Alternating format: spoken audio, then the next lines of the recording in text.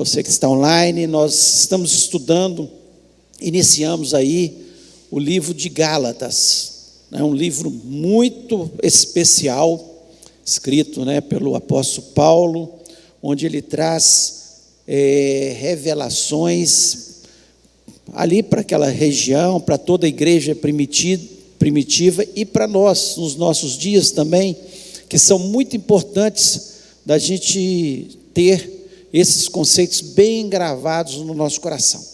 Na semana passada, o pastor Arles esteve falando aí no primeiro capítulo de Gálatas, deu uma introdução aí sobre o livro de Gálatas, o escritor, o objetivo de Paulo ao escrever isso, e hoje nós estaremos estudando o capítulo 2, e eu queria que você mantivesse sua Bíblia aberta, o tempo todo, porque nós vamos estar vendo, versículo por versículo desse capítulo 2, é importante que você esteja atento, e o tema desse capítulo 2 é a vida pelo Evangelho. Paulo dizendo, eu vivo pelo Evangelho, e ele vamos dizer, o versículo de ouro, áureo dessa lição, está exatamente no versículo 19 e 20, quando ele diz o seguinte: porque eu, mediante a própria lei, morri para a lei, a fim de viver para Deus. Estou crucificado com Cristo. Logo, já não sou eu quem vive, mas Cristo vive em mim. E esse viver que agora tenho na carne, vivo pela fé no Filho de Deus, que me amou e a si mesmo se entregou por mim. Então Paulo, ele traz essa descrição, e eu queria que agora você fechasse seus olhos e falasse com Deus. Deus, eu quero que o Senhor me fale nessa manhã. Eu quero ter entendimento do que eu estou fazendo aqui nessa terra, O apóstolo Paulo, ele tinha convicção, que a vida dele era pelo Evangelho. Ele falou, olha, não vivo mais eu, mas Cristo vive em mim. Será que essa é uma realidade na nossa vida? Então eu queria que você começasse essa lição pensando sobre isso, e ao terminar, pudesse refletir se realmente isso é a razão da nossa vida, da sua vida e da minha vida. É Cristo que vive em mim, e não vivo mais eu, Porque tem pessoas que têm dito, não, eu preciso viver, eu tenho que ser feliz, e realmente nós temos que ser felizes, mas a única forma de nós sermos felizes completamente é quando Cristo vive em nós. Então feche os olhos e vamos orar. Pai, como é bom estar na tua casa, louvar o teu nome. Nós louvamos o Senhor de todo o nosso coração, e agora nós queremos lhe pedir que o teu Espírito Santo, ele possa falar ao nosso coração. Senhor, eu quero ser apenas um instrumento nas tuas mãos, para que o Senhor possa falar a cada um de nós. Comece falando a minha vida. Eu lhe peço, ó Pai, que o Senhor esteja abrindo os nossos olhos espirituais, para nós termos entendimento, daquilo que é o objetivo da nossa vida, tem que ser o objetivo da nossa vida. Ó Deus, em nome de Jesus, que o Senhor esteja repreendendo todo o espírito maligno que queira roubar a palavra da nossa mente, queira trazer confusão nas nossas mentes, ó Pai. Nos dê a graça, nos dê a sabedoria inteligente para ter o aprendizado, ó Pai, nessa manhã. Que o Senhor esteja revelando a Tua palavra em nome de Jesus Cristo. Amém. Amém.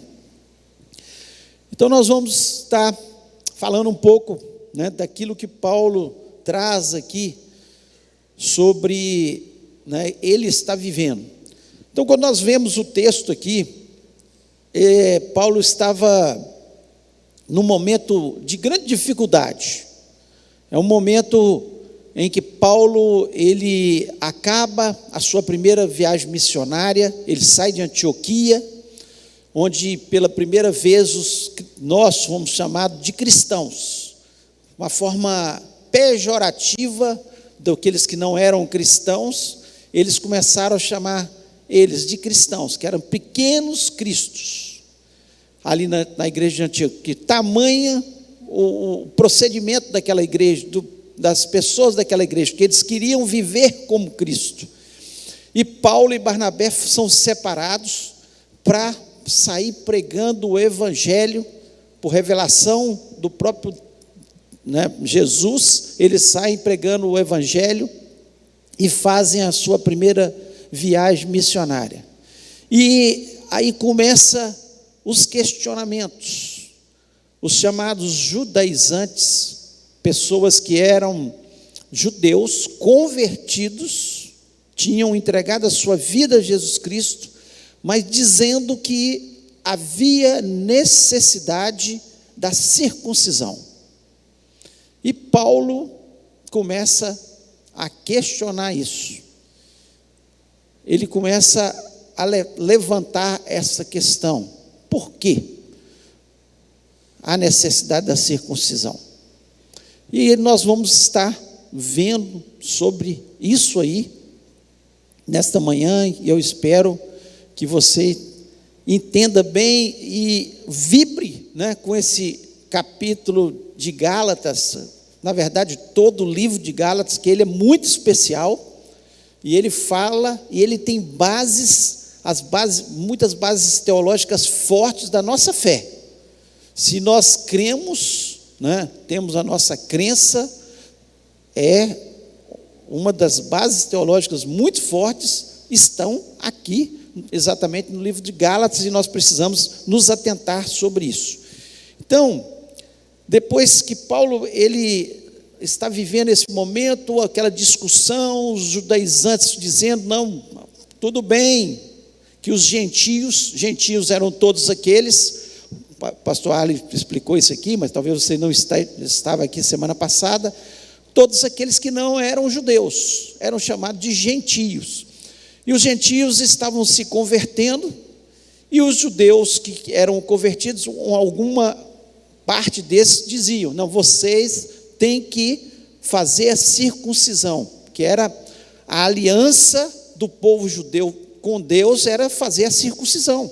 Todos os homens tinham que tirar o seu prepúcio em uma forma de demonstrar sua aliança com Deus. Mas aqui, Paulo questiona totalmente isso, porque ele sai pregando, as pessoas são convertidas, ele recebe o próprio evangelho, do próprio Deus, como nós vamos ver aqui. E eu queria que você estivesse aí com a sua Bíblia aberta. Olha aqui que diz aí o versículo, até o versículo 10, Paulo fala da sua missão, a missão que ele recebeu de Deus, até o versículo 10, mas ele vai especificando cada detalhe dessa missão que ele recebeu de Deus. Ele não teve contato com os apóstolos, ele teve essa missão recebida com uma revelação do próprio Deus. Nós sabemos da história do apóstolo Paulo, da conversão. Ele fazia parte do Sinédrio, ele era um conhecedor profundo do Antigo Testamento, e ele começa a perseguir os cristãos, e de repente ele indo no caminho de Damasco para matar mais alguns cristãos, prender outros cristãos, ele cai do cavalo, perde a sua visão. Deus fala com ele, você está perseguindo, por que me persegues? Ele estava perseguindo o próprio Cristo, e ele tem essa revelação, e ele fica sendo orientado por Deus, nos seus escritos.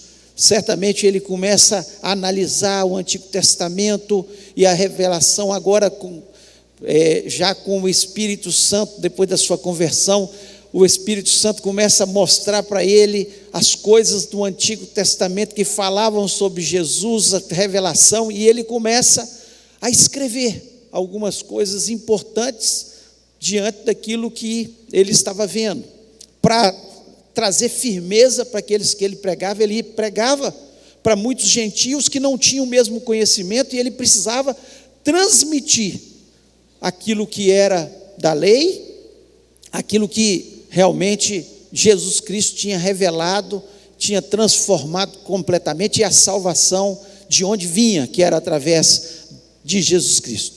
E aqui no capítulo 2, versículo 1, ele diz o seguinte, o versículo 1 e o 2: 14 anos depois, subi outra vez a Jerusalém com Barnabé, levando também a Tito. Subi em obediência a uma revelação, e lhes expus o evangelho que prego entre os gentios, mas em particular aos que pareciam de maior influência, para que de algum modo não correr ou ter corrido em vão. Então ele fala que ele, depois de 14 anos, Paulo, logo quando ele tem essa experiência, ele volta para a sua cidade, para Tarso, que hoje está na Turquia, né? Essa cidade, e ele volta para ali, e ele tem as revelações de Deus. Depois Barnabé vai atrás de Paulo, traz Paulo, eles começam a pregar em Antioquia, o evangelho começa a crescer de tal forma entre os gentios, e aí eles saem para fazer a primeira viagem missionária. Aqui, quando acontece isso, eles tinham acabado de fazer a primeira viagem missionária e estavam em Antioquia, quando os judaizantes vêm e começam a trazer transtorno, começam a falar: olha, espera aí, tudo bem, está gente convertendo, os gentios estão se convertendo, mas eles têm que circuncidar. E Paulo falou: não tem que circuncidar, não tem, a revelação que Deus nos deu não é para circuncidar, agora é uma nova aliança, que foi feita através de quê? Do sangue de Jesus.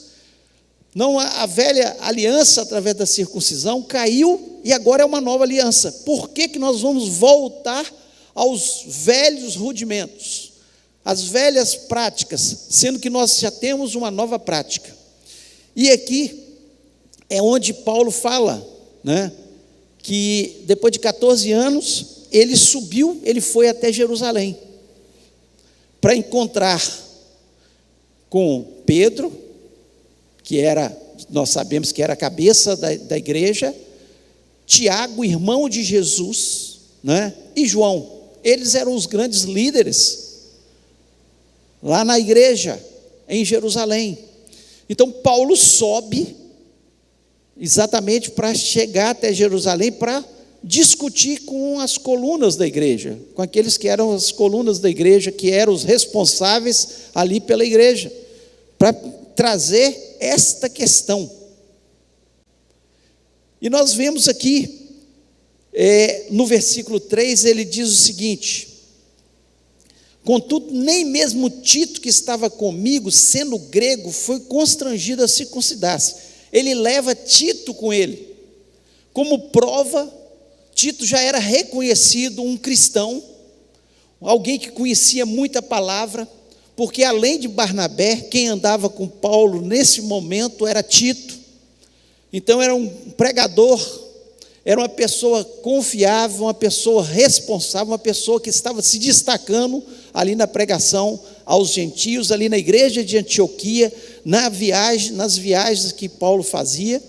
E ele fala, ele leva Tito como uma prova viva de que não precisava circuncidar, porque ele era grego e ele não circuncidou. Então Paulo faz questão de levar Tito. E aí no versículo 4, ele diz isso, e isso por causa dos falsos irmãos que se entremeteram com o fim de espreitar a nossa liberdade que temos em Cristo Jesus e reduzir-nos à escravidão.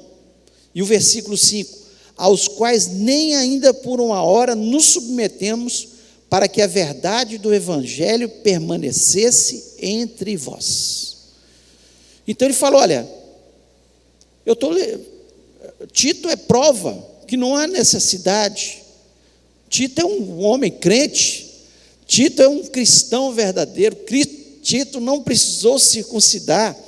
E vieram alguns falsos irmãos se intrometendo, querendo voltar a gente para a escravidão. voltar a seguir os princípios da lei, das leis cerimoniais, não da lei moral, porque a lei moral, Jesus Cristo, que são os 10 mandamentos, ele foi enfático e ele até aperfeiçoou. Quando falava assim, não matarás, ele fala, olha, não é só não matar, se você ficar com raiva do seu irmão, se você ficar com ódio do seu irmão, já é suficiente, você já está pecando. Então Jesus Cristo vem para trazer algo mais profundo, algo mais interno, algo mais transformador para a nossa vida. E Paulo, ele diz aqui de forma muito clara, que aqueles judeus que estavam querendo que houvesse a circuncisão daqueles que se converteram, estavam querendo reduzir novamente aquelas pessoas à escravidão. Então esse tema é importante, porque nos nossos dias? Porque até nos nossos dias existem algumas igrejas ditas cristãs, que seguem a Jesus Cristo, que querem também submeter os cristãos a um velho passado de escravidão. Olha, você é salvo através de entregar a sua vida a Jesus Cristo, mas você tem que fazer mais alguma coisa. Não é só entregar seu coração a Jesus Cristo. A salvação não é só exemplo. Você, para ser salvo, você tem que entregar sua vida a Jesus Cristo, mas você tem que guardar o sábado. Antigo Testamento. Você tem que guardar o sábado. E assim algumas igrejas trazem situações que nós temos que fazer para ser salvo também. Para ser salvo, nós temos que entregar nossa vida a Jesus Cristo e viver em santidade. Não é de qualquer jeito também. Tem pessoas que falam, não, eu entreguei minha vida a Jesus Cristo, agora eu posso fazer qualquer coisa. Não. Se você está em pecado, se você está fazendo alguma coisa que é pecado, você não é salvo. Você está se enganando, não é? Você está enganando o seu coração, você está tentando enganar você mesmo. Porque a vida com Cristo, ela nos traz uma liberdade dessas velhas coisas, mas ela não nos traz uma liberdade para pecar. Entenda bem.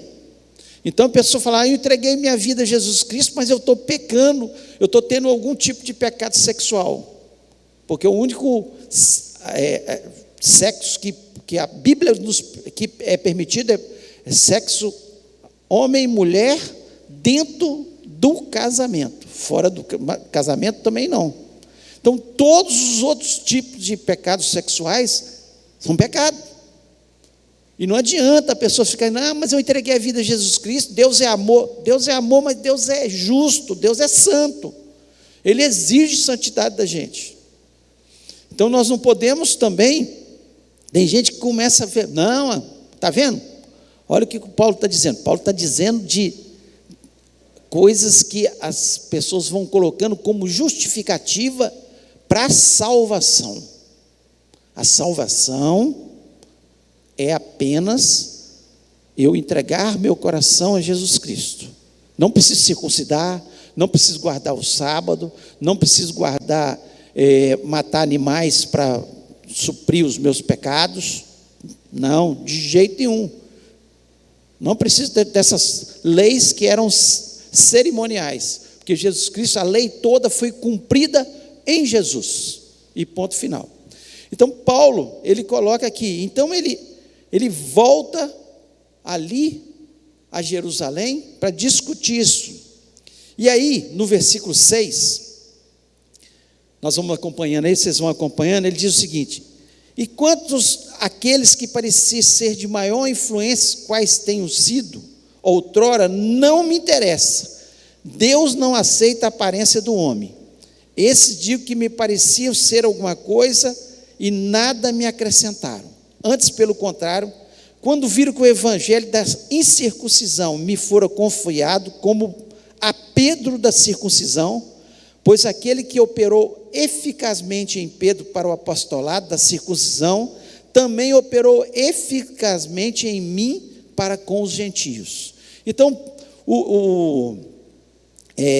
Paulo, ele é claro, ele diz, olha, assim como Deus operou para Pedro pregar primeiro para os da circuncisão, quem foi que depois do Pentecostes trouxe a primeira mensagem e converteram 3.000 pessoas? E quem foi? Pedro. Estavam ali em Jerusalém judeus de todas as partes do mundo que iam para aquela festa do Pentecostes. E Pedro, logo depois do batismo com o Espírito Santo, Pedro prega e 3.000 judeus são convertidos ao Senhor Jesus Cristo. Ele vem trazendo a palavra de Deus, desde o Antigo Testamento. Olha, Deus falou isso, Deus fez aquilo, mostrando tudo o que aconteceu com o povo judeu, até aquilo que Deus tinha prometido, que enviaria o ungido, o Messias. Pois é, ele foi crucificado, como está lá escrito. E Pedro traz o evangelho da circuncisão, que Paulo está dizendo aqui, para aqueles que foram circuncidados, que aqueles que eram judeus. Assim me foi confiado o evangelho da não circuncisão para os gentios.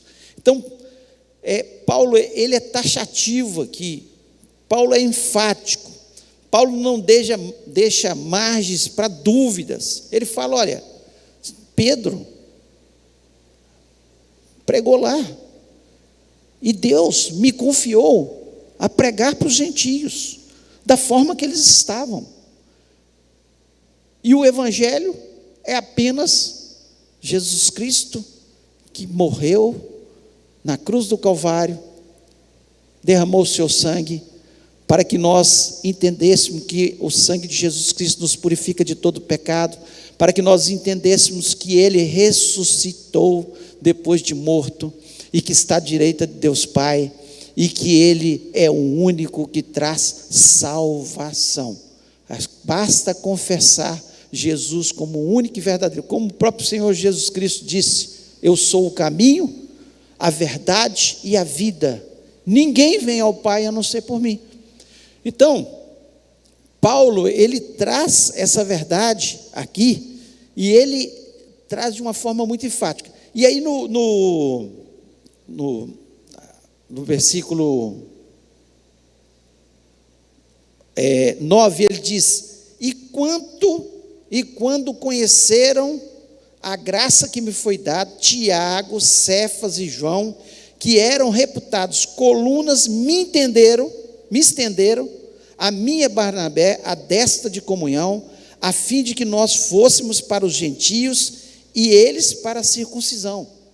Ele diz isso de forma clara, porque quem autorizou Paulo e Barnabé fazerem a primeira viagem missionária para pregar para os gentios foi os líderes da igreja. Ele é claro aqui, foram os líderes da igreja que autorizaram, que abençoaram, para que eles issem pregando o evangelho para os gentios. E nós vemos isto de forma muito clara, né? Quando nós lemos o livro de Atos. O livro de Atos nos mostra de forma clara quando eles são autorizados a ir pregar o evangelho. Interessante que Paulo, ele entende claramente aquela visão que Deus dá para ele de pregar para os gentios, mesmo ele sendo judeu, um judeu ferrenho que estava defendendo a sua fé lá no passado, ao ponto de consentir na morte dos cristãos. Estevão, o primeiro mártir, Paulo estava ali, vendo ele sendo apedrejado e morto, e consentindo. Ele tinha cartas do Sinédrio para fazer isso. E mesmo assim, sendo esse cristão ferrenho, Deus dá um ministério para ele, para pregar para os gentios. É algo de Deus, só Deus que dá os ministérios, né? Por que não ele se converter e pregar para os judeus? Então, porque Deus tinha um propósito na vida de Paulo, que era de pregar para os gentios, né? Aí, nós vemos no versículo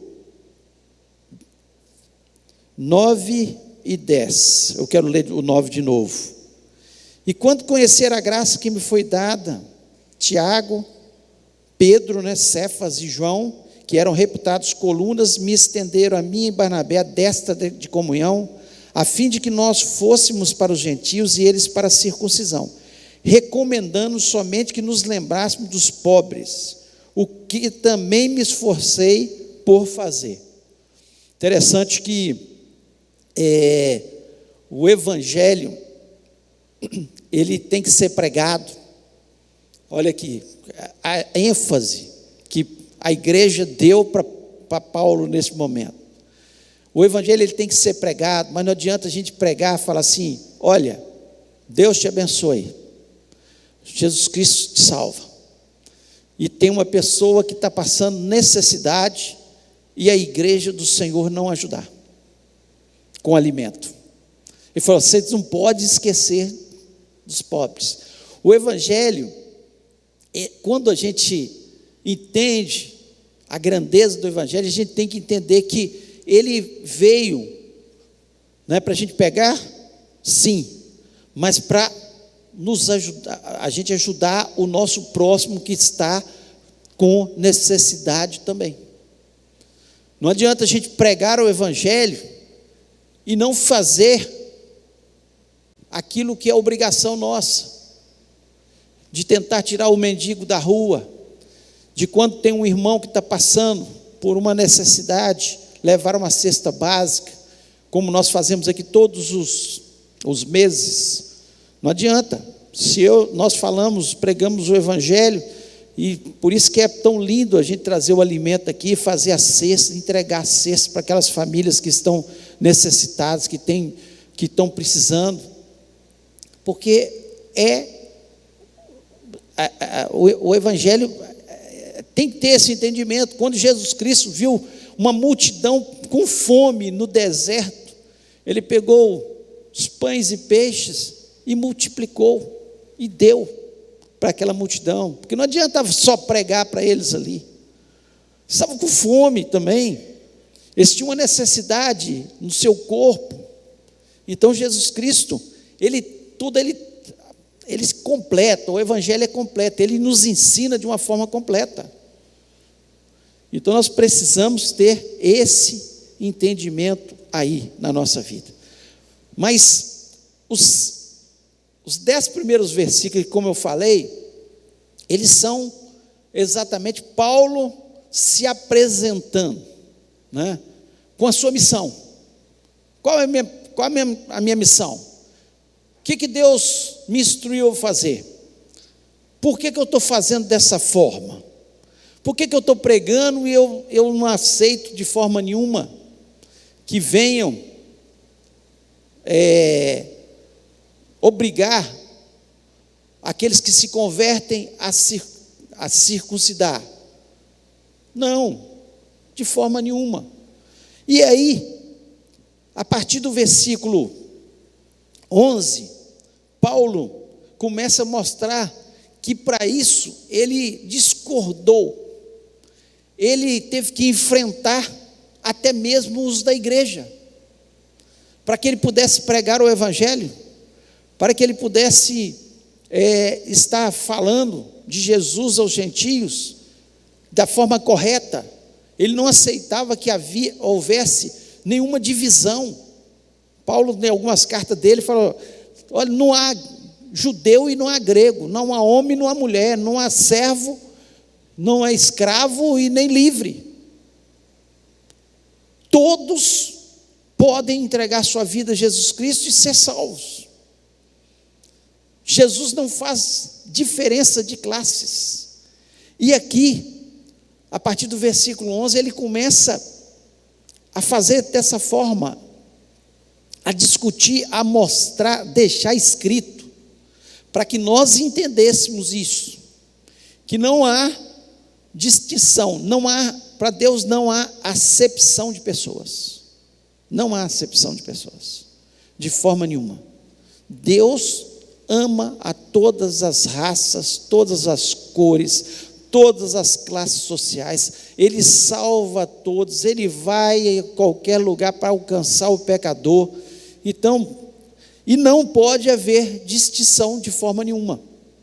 E muitas vezes, nós vemos aqui duas pessoas, líderes, um líder da circuncisão, outro líder, duas pessoas que tinham muita experiência com Deus, Pedro e Paulo. Nós vemos duas pessoas que eram homens de Deus, nós não temos nenhuma dúvida disso. Nós vemos duas pessoas que conheciam a Jesus profundamente, que conheciam a palavra de Deus, e houve um debate entre eles. Por quê? Porque um deles cedeu em uma coisa que ele não deveria ceder, que foi Pedro. Pedro, ele cede a uma situação que ele não deveria ceder, que ele deveria estar firme. E nós aprendemos com isso, mesmo a gente sendo crente, mesmo a gente conhecendo a palavra, mesmo a gente, é um homem de Deus, é uma mulher de Deus, a gente tem que ter firmeza nas nossas convicções, nos lugares onde nós estamos. Nós não podemos ser flexíveis com algumas situações. O que aconteceu com Pedro, ele foi flexível em uma determinadas situações, e nós vamos ver sobre isso. Abra aí, a partir do versículo 11, nós vamos ler do versículo 11 até o versículo 13. Quando, porém, Cefas, que é Pedro, veio a Antioquia, resisti-lhe face a face, porque se tornara repreensível. Com efeito, antes de chegar alguns da parte de Tiago, comia com os gentios. Quando, porém, chegaram, afastou-se e por fim veio a apartar-se, temendo-os da circuncisão. E também os demais judeus dissimularam com ele, a ponto de o próprio Barnabé ter se deixado levar pela dissimulação deles. Olha bem, que situação. Pedro, antes de alguns judeus lá da igreja primitiva, chegar lá de Jerusalém, de parte de Tiago, ele estava normal, comendo com os gentios que tinham se convertido, vivendo normal, ali com os gentios. Quando chega alguns da parte da igreja lá, e começaram a questionar a questão de como os gentios estavam vivendo, talvez a questão da circuncisão novamente, sobre alguns conceitos judaicos que eles deveriam estar seguindo, Pedro se afasta dos gentios. Ele não senta mais à mesa deles para comer. Está comendo só com os judeus. Chega a ponto desses judeus convencerem, entre aspas, além de Pedro, até Barnabé, que andava com Paulo, que fez a primeira viagem missionária com Paulo, que era um crente respeitadíssimo na igreja primitiva. Até Barnabé se afastou um pouco dos gentios, com receio daquilo que os judeus estavam falando. E nós temos que tomar muito cuidado, nós como cristãos, para nós não cairmos em algumas situações que às vezes as pessoas vão trazendo sobre a nossa vida, e nós começamos também a fazer acepção de pessoas, começamos a distorcer um pouquinho os conceitos da nossa fé. Aí você fala, não, mas eu sou muito crente, eu conheço muito bem a palavra. Eu estou falando de Pedro, eu estou falando de Barnabé, estou falando desses homens de Deus. Pedro conviveu com Jesus. Ele fez um seminário super intensivo, de 24 horas por dia, com Jesus.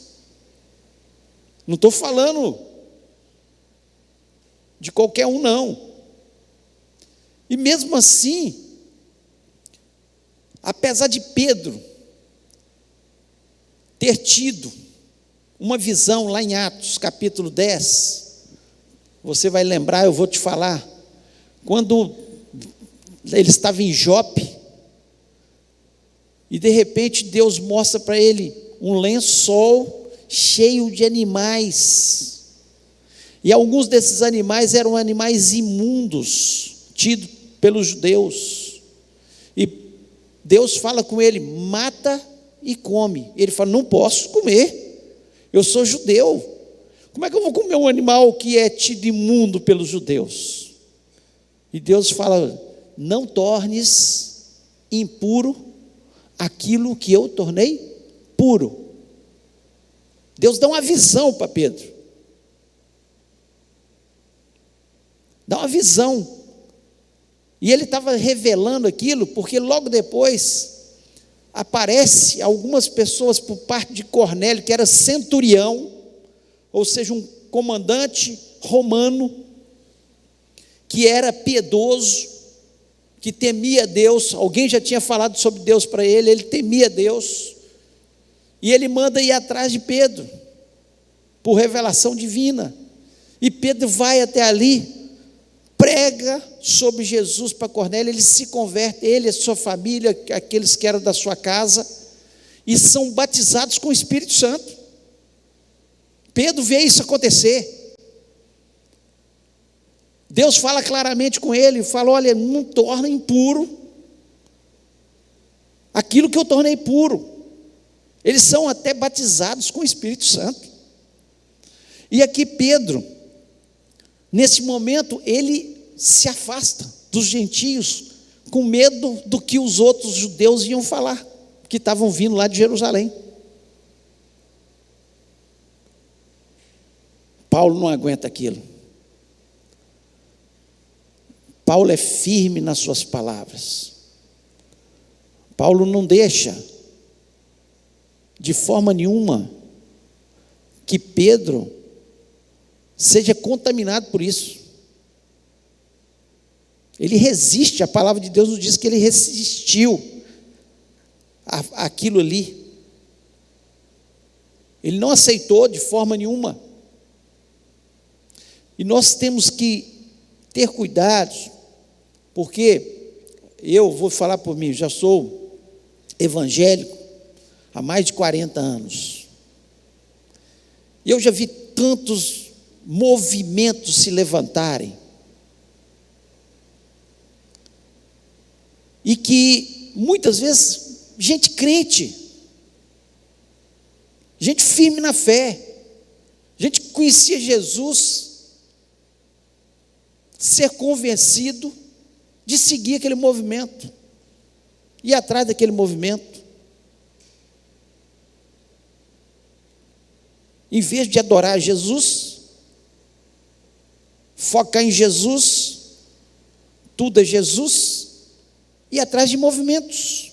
Talvez alguns que são crentes há mais anos, como eu sou, se lembre do movimento do dente de ouro.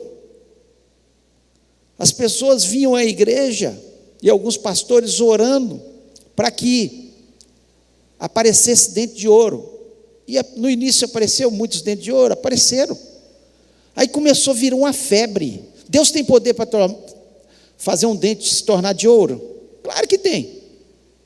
Diamante, qualquer coisa, Deus pode qualquer coisa. Mas as pessoas já não vinham à igreja para ouvir falar de Jesus, que é o princípio da nossa fé. Eles vinham para ver o seu dente se tornar de ouro. O dente de ouro se tornou mais importante que Jesus. E uma vez um pastor veio falar comigo: eu estou orando para os dentes, queria ir lá na sua igreja. Para quê? Orar para dentro? Você quer pregar? Pregar e falar de Jesus, tudo bem. Ir lá para orar para... Qual o sentido disso?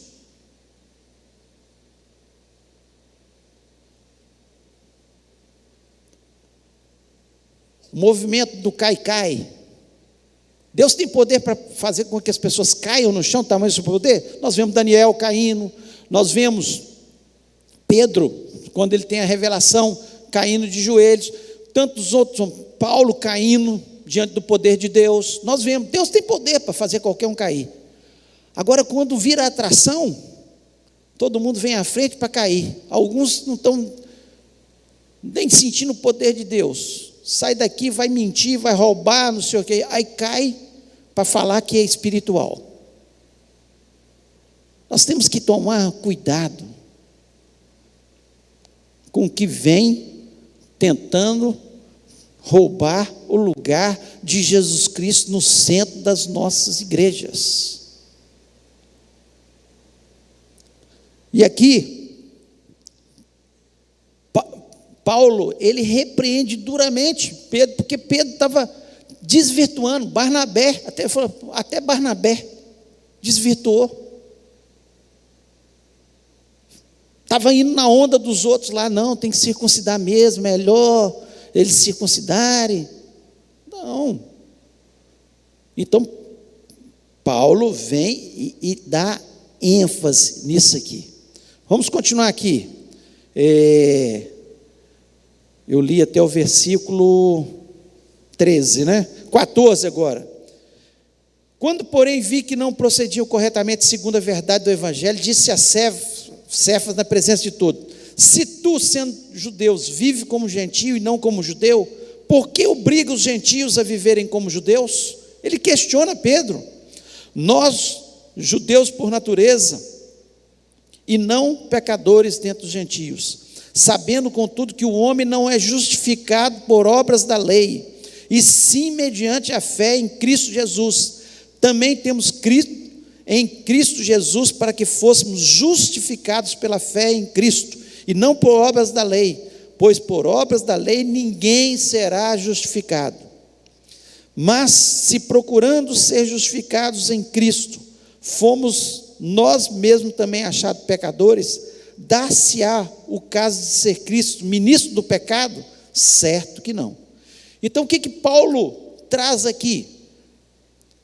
A essência do Evangelho, a justificação pela fé. Justificare, ser perdoado. Nós somos justificados não porque obedecemos a lei, não porque seguimos os princípios da lei. Paulo, ele é enfático aqui, nós somos justificados pela fé em Cristo Jesus. Como é que você, Pedro, sendo judeu, não segue os princípios do judaísmo mais? Você segue os princípios que Jesus Cristo implementou na nossa vida, que Jesus Cristo falou conosco, nos ensinou como nós devíamos andar, condenou aqueles hipócritas fariseus, escribas que queriam colocar um peso sobre os ombros das pessoas. Como você não segue mais isso? Você quer colocar esse peso sobre os gentios? Não, Pedro. O que ele está dizendo aqui, quando você tenta fazer isso, você está dizendo o quê? Que Jesus Cristo é ministro do pecado. Jesus Cristo é ministro do pecado. Por quê? Porque não tem sentido nenhum Jesus Cristo ter morrido se precisa de mais alguma coisa para a salvação. Então você faz Jesus Cristo ministro do pecado. É mentiroso. Porque ele mesmo disse, e ele morreu na cruz do Calvário para que nós fôssemos salvos. Ele mesmo morreu. E Ele mesmo deu a sua vida, para que nós fôssemos justificados, não pelas obras da lei, porque aqui ele é enfático dizendo, nós como judeus, nós não conseguimos ser salvos, porque nós não conseguimos seguir as obras da lei. Só é possível a salvação através de Jesus Cristo. Não há outro meio. Nós somos justificados. Nós somos perdoados. Há uma desculpa. É como se, quando você aceita Jesus Cristo, viesse um guarda-chuva. Jesus Cristo é um guarda-chuva. Deus, Ele joga a sua maldição sobre as pessoas, e você está debaixo do guarda-chuva, não pega a maldição, aquela chuva de maldição, não pega, você está debaixo do guarda-chuva. Jesus Cristo é o nosso guarda-chuva. Enquanto nós estamos debaixo desse guarda-chuva, se nós entregamos nossa vida e queremos estar debaixo dele, nós somos justificados. Não que sejamos justos, continuamos sendo pecadores, mas só que agora, por isso que Paulo fala, não sou eu quem vive, mas Cristo vive em mim. Porque quando Cristo começa a viver em mim, Ele me torna capaz de vencer o pecado. Porque antes, por seguir a lei, eu não conseguia. Paulo fala isso com Pedro, nós não conseguíamos seguir a lei. Nós tentamos de todas as formas e não conseguimos, aí Deus teve misericórdia da gente, mandou Jesus, que morreu. Nós somos lavados e purificados no sangue de Jesus Cristo. E agora, debaixo desse guarda-chuva, nós estamos livres da maldição. E você quer pegar os gentios e levar para fora do guarda-chuva de novo? Se nós não conseguimos como judeus seguir, você quer tirar e falar que precisa de mais alguma coisa, sendo que Jesus Cristo é suficiente? Então Paulo, ele resiste, como nós temos que resistir, se alguém vier trazendo um outro evangelho, que não seja esse evangelho. Jesus Cristo morreu, ressuscitou, e nós só somos salvos por Ele,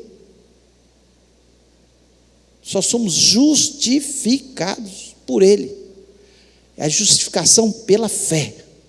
Agora, isso é motivo para nós, não, sou justificado pela fé, agora posso fazer o que eu quiser, para nós pecarmos? Não, de forma nenhuma, porque Cristo vive em mim, e eu estou crucificado com Ele. Então eu posso pecar por acidente, mas não por prazer. Quando eu peco, o Espírito Santo vem na minha mente, me incomoda. O pecado me incomoda, tem que ser dessa forma. Quando o pecado começa a não me incomodar, tem alguma coisa errada. O pecado tem que me incomodar. Se eu mentir, meu Deus do céu, o Espírito Santo vai começar a me incomodar. Se eu roubei, o Espírito Santo, se eu pequei sexualmente, o Espírito Santo vai me incomodar. Porque Cristo vive em mim. A minha vida agora é pelo Evangelho.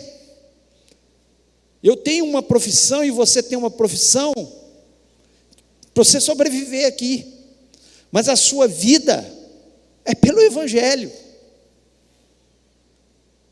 A principal função sua na terra, quando Cristo vive em você, é demonstrar Jesus Cristo para as outras pessoas, é falar de Jesus para as outras pessoas.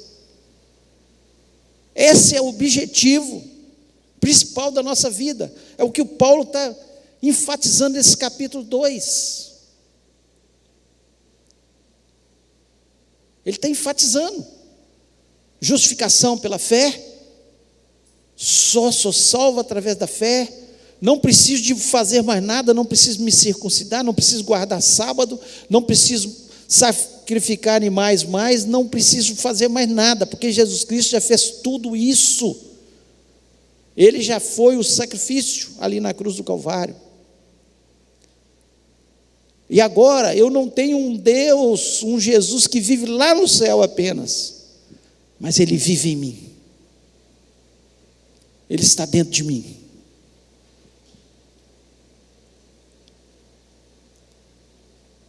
E eu não tenho mais prazer em viver uma vida de pecado.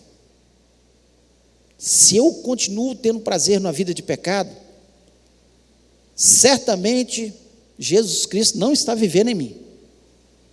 Talvez você que nos ouve aqui dentro, ou você que está nos ouvindo online, se há prazer no pecado, se isso não te incomoda, você pode ter certeza que Cristo não está vivendo em você. Porque aqui Paulo, versículo 19, quero ler novamente aqui. Porque eu, mediante a própria lei, morri para a lei, a fim de viver para Deus. Estou crucificado com Cristo. Estou crucificado com Cristo. Versículo 20: logo já não sou eu quem vive, mas Cristo vive em mim. E esse viver que agora tenho na carne, vivo pela fé no Filho de Deus, que me amou e a si mesmo se entregou por mim. E o versículo 21, ele ainda enfatiza: não anulo a graça de Deus, pois se a justiça é mediante a lei, segue-se que Cristo morreu em vão. Se a justiça, ele diz aqui claramente para Pedro, Barnabé, se a justiça é pela lei, se os gentios precisam se circuncidar, se eles precisam guardar ainda o sábado, se eles precisam guardar cada um dos sacrifícios que nós fazíamos, então, para que Cristo morreu? Foi em vão. E está dizendo simplesmente: Jesus Cristo é suficiente para trazer a nossa salvação. Jesus Cristo é suficiente para trazer a nossa libertação. Jesus Cristo é suficiente, é o único caminho que nos conduz para o céu. Jesus Cristo é o único que nos liga até Deus. Não existe nenhum outro mediador nos céus e na terra, a não ser Jesus Cristo, para nos ligar até ao nosso Deus. Não há ninguém. Jesus Cristo. Jesus. A justificação está em entregar nosso coração a Jesus Cristo, viver debaixo das suas asas. Não vivo mais eu, mas Cristo vive em mim.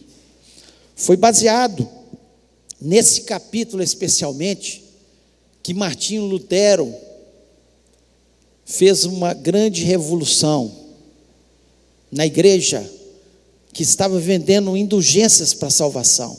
Você compra essa indulgência que você é salvo. Você pagou mais, você vai morar num lugar melhor no céu. Pagou menos, um lugarzinho mais ou menos.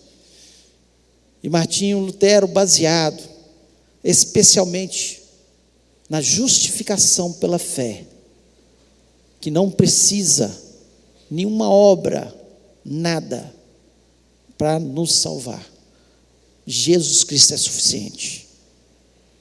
Então seja grato, a Deus por essa grande bênção, essa grande vitória que você teve um dia, que eu tive um dia, que foi encontrar Jesus Cristo no nosso caminho e trazer essa salvação que transformou a minha vida e a sua vida, no nome do Senhor Jesus Cristo. Eu queria convidar você a ficar em pé nesse momento.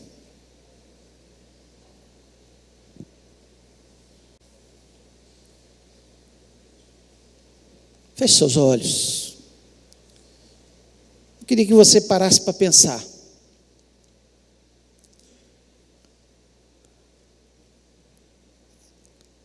Muitas situações passaram no passado e muitas virão. Muita gente aí que a gente às vezes admira. O apóstolo Paulo chega a dizer, olha, se um anjo do céu, alguma outra pessoa vier, ou um anjo do céu vier pregar um outro evangelho que não seja esse, seja anátema, seja maldição. Se eu pregar um outro evangelho que não seja esse nessa igreja, duvide. O pastor está